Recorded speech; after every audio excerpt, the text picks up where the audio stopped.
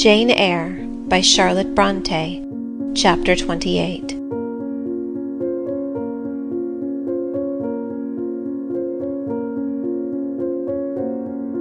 That night I never thought to sleep, but a slumber fell on me as soon as I lay down in bed.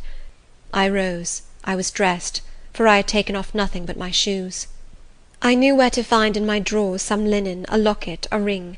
In seeking these articles I encountered the beads of a pearl necklace Mr. Rochester had forced me to accept a few days ago. I left that. It was not mine. It was the visionary bride's who had melted in air. The other articles I made up in a parcel. My purse, containing 20 shillings, it was all I had, I put in my pocket. I tied on my straw bonnet, pinned my shawl, took the parcel and my slippers, which I would not put on yet, and stole from my room. "Farewell, kind Mrs. Fairfax," I whispered as I glided past her door. "Farewell, my darling Adele," I said as I glanced toward the nursery. No thought could be admitted of entering to embrace her. I had to deceive a fine ear. For aught I knew, it might now be listening. I would have got past Mr. Rochester's chamber without a pause, but my heart momentarily stopping its beat at that threshold, my foot was forced to stop also. No sleep was there. The inmate was walking restlessly from wall to wall, and again he sighed while I listened. There was a heaven, a temporary heaven, in this room for me if I chose. I had but to go in and to say, "Mr. Rochester, I will love you and live with you through life till death," and a fount of rapture would spring to my lips. I thought of this. My hand moved towards the lock. I caught it back, and glided on. Drearily I wound my way downstairs. A mile off beyond the fields lay a road which stretched in the contrary direction to Millcote, a road I had never travelled, but often noticed, and wondered where it led. Thither I bent my steps. I was weeping wildly as I walked along my solitary way. Fast, fast I went, like one delirious. A weakness, beginning inwardly, extending to the limbs, seized me, and I fell. I lay on the ground some minutes, pressing my face to the wet turf. I had some fear, or hope, that here I should die. But I was soon up, crawling forwards on my hands and knees, and then again raised to my feet, as eager and as determined as ever to reach the road. When I got there, I was forced to sit to rest me under a hedge, and while I sat, I heard wheels and saw a coach come on. I stood up and lifted my hand. It stopped. I asked where it was going. The driver named a place a long way off, where I was sure Mr. Rochester had no connections. I asked for what sum he would take me there. He said 30 shillings. I answered I had but 20. Well, he would try to make it do. He further gave me leave to get into the inside, as the vehicle was empty. I entered, was shut in, and it rolled on its way. 2 days are past. It is a summer evening. The coachman has set me down at a place called Whitcross. He could take me no farther for the sum I had given, and I was not possessed of another shilling in the world. The coach is a mile off by this time. I am alone. At this moment I discover that I forgot to take my parcel out of the pocket of the coach, where I had placed it for safety. There it remains, there it must remain, and now I am absolutely destitute. What was I to do? Where to go? Oh, intolerable questions, when I could do nothing, and go nowhere! When a long way must yet be measured by my weary trembling limbs before I could reach human habitation. I had one morsel of bread yet, the remnant of a roll I had bought in a town we passed through at noon with a stray penny, my last coin. I saw ripe bilberries gleaming here and there, like jet beads in the heath. I gathered a handful, and ate them with the bread. My hunger, sharp before, was, if not satisfied, appeased by this hermit's meal. I said my evening prayers at its conclusion, and then chose my couch. Long after the little birds had left their nests, long after bees had come in the sweet prime of day to gather the heath honey before the dew was dried, when the long morning shadows were curtailed, and the sun filled earth and sky, I got up, and I looked round me. Life, however, was yet in my possession, with all its requirements and pains and responsibilities. The burden must be carried, the want provided for, the suffering endured, the responsibility fulfilled. I set out. and when I thought I had nearly done enough, and might conscientiously yield to the fatigue that had almost overpowered me, might relax this forced action, and sitting down on a stone I saw near, submit resistlessly to the apathy that clogged heart and limb, I heard a bell chime, a church bell. I turned in the direction of the sound, and there, amongst the romantic hills, whose changes and aspect I had ceased to note an hour ago, I saw a hamlet and a spire. About 2 o'clock p.m. I entered the village. At the bottom of its one street there was a little shop with some cakes of bread in the window. I coveted a cake of bread. With that refreshment I could perhaps regain a degree of energy; without it, it would be difficult to proceed. I entered the shop. A woman was there. Seeing a respectably dressed person, a lady, as she supposed, she came forward with civility. How could she serve me? Soon I asked her if there were any dressmaker or plain workwoman in the village. Yes, 2 or 3, quite as many as there was employment for. Did she know of any place in the neighbourhood where a servant was wanted? Nay, she couldn't say. What was the chief trade in this place? What did most of the people do? Some were farm labourers, a good deal worked in Mr. Rolliver's needle factory and at the foundry. Did Mr. Rolliver employ women? Nay, it was men's work. And what do the women do? A naught, was the answer. Some does one thing and some another. Poor folk must get on as they can. She seemed to be tired of my questions, and indeed what claim had I to importune her? A neighbour or two came in. My chair was evidently wanted. I took leave. In crossing a field I saw the church spire before me. I hastened towards it. Near the churchyard and in the middle of a garden stood a well-built though small house, which I had no doubt was the parsonage. I reached the house and knocked at the kitchen door. An old woman opened. I asked, was this the parsonage? Yes. Was the clergyman in? No. Would he be in soon? No, he was gone from home. To a distance? Not so far, happen 3 mile. He'd been called away by the sudden death of his father. He was at Marsh End now, and would very likely stay there a fortnight longer. Was there any lady of the house? Nay, there was naught but her, and she was housekeeper. Instinctively I turned my face again to the village. I found the shop again, and I went in, and though others were there besides the woman, I ventured the request, would she give me a roll for this handkerchief? She looked at me with evident suspicion. Nay, she never sold stuff that way.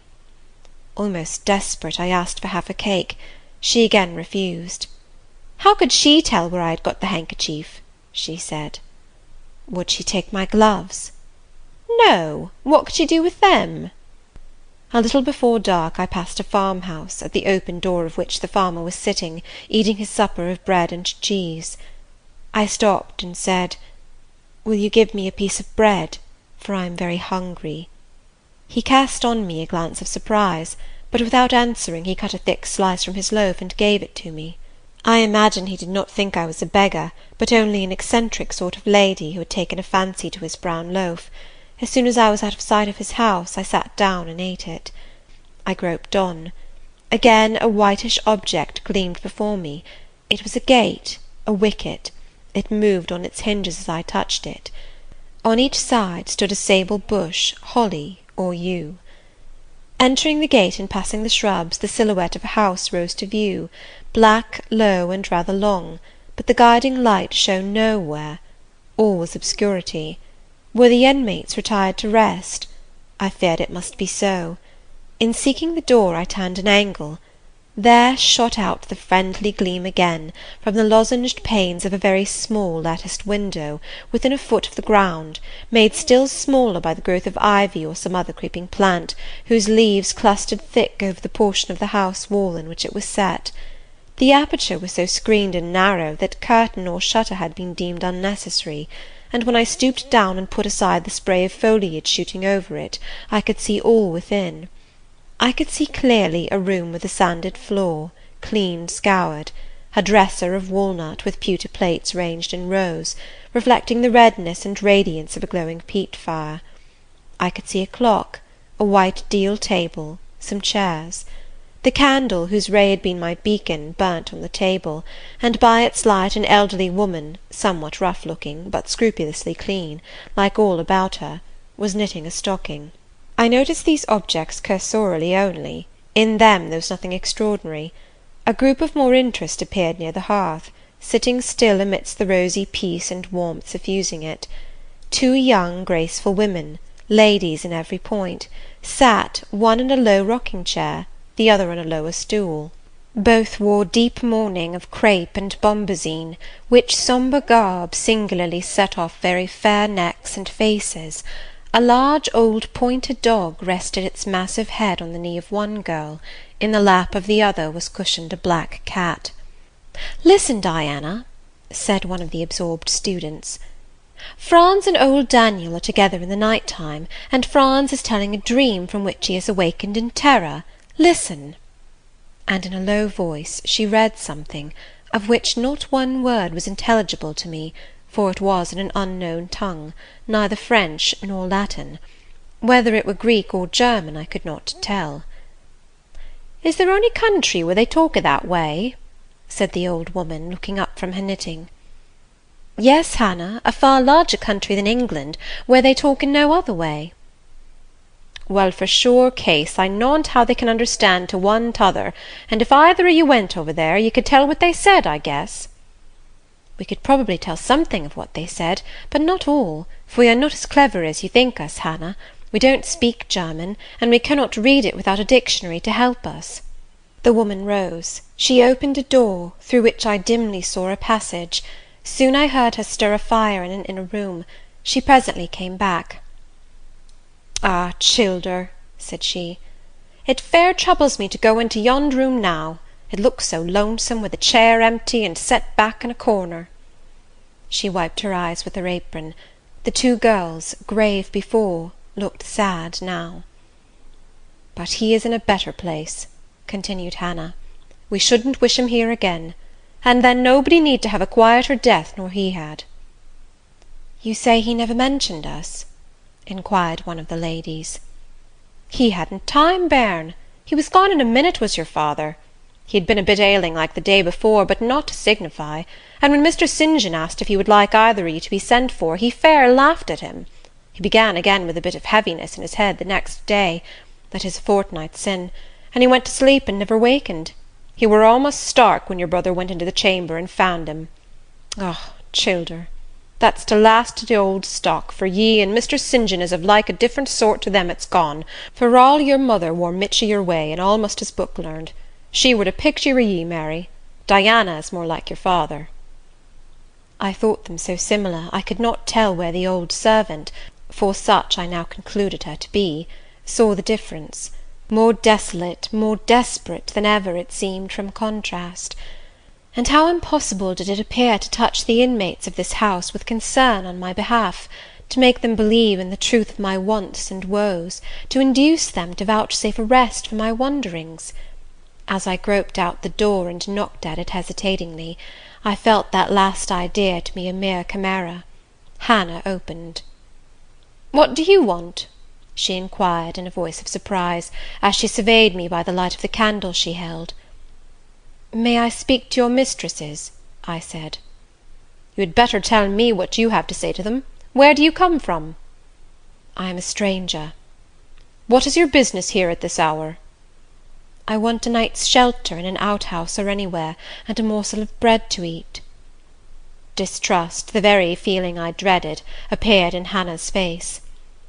"I'll give you a piece of bread," she said after a pause, "but we can't take in a vagrant to lodge, it isn't likely." "Do let me speak to your mistresses." "No, not I. What can they do for you? You should not be roving about now, it looks very ill."